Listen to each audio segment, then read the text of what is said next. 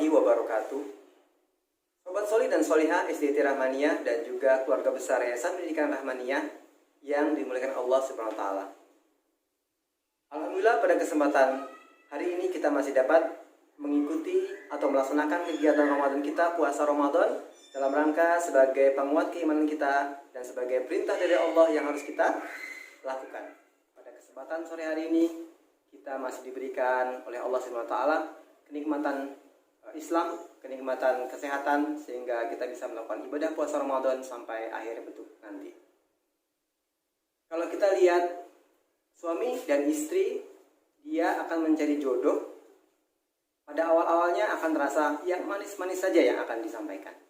Tapi seiring dengan waktu, maka dia akan melihat kekurangan ada di mana-mana. Ada di pihak istri maupun ada di pihak suami. Kalau kita kembali kepada Islam, maka tentunya kita akan melihat bahwa sumuliyatul Islam itu sempurna. Bahwa Islam adalah kesempurnaan. Tidak ada yang cacat di sana dan tidak ada cacat di sini. Tidak seperti jodoh manusia. Oleh karenanya, ada 3 hal yang harus kita ingat tentang sumuliyatul Islam. Yang pertama adalah sumuliyatul zaman.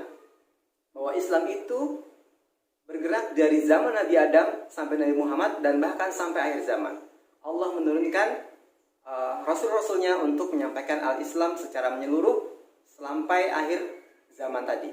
Sebagaimana di dalam surat Al-Anbiya ayat 25, Allah mengatakan wa ma arsalnaka illa rahmatan lil alamin.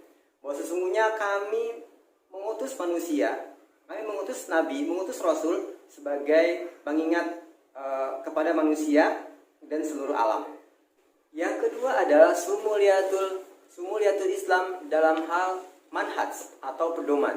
Bahwa sesungguhnya Islam itu mengajarkan kita dari hal-hal yang sepele sampai hal-hal yang sangat penting.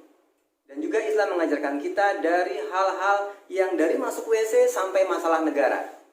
Dan Islam juga mengajarkan kita dari hal secara pribadi, dari hal secara keluarga, bagaimana kita bertetangga, dan bagaimana kita mengurus negara.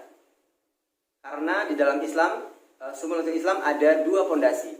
Yang pertama adalah masalah akidah, atau pondasi itu adalah akidah. Kita dikuatkan oleh Allah untuk menguatkan iman kita, menguatkan Islaman kita supaya kita tidak goyah. Dan yang kedua adalah Islam itu ibarat sebuah dinding. Apa itu dindingnya? Dindingnya adalah akhlak dan ibadah.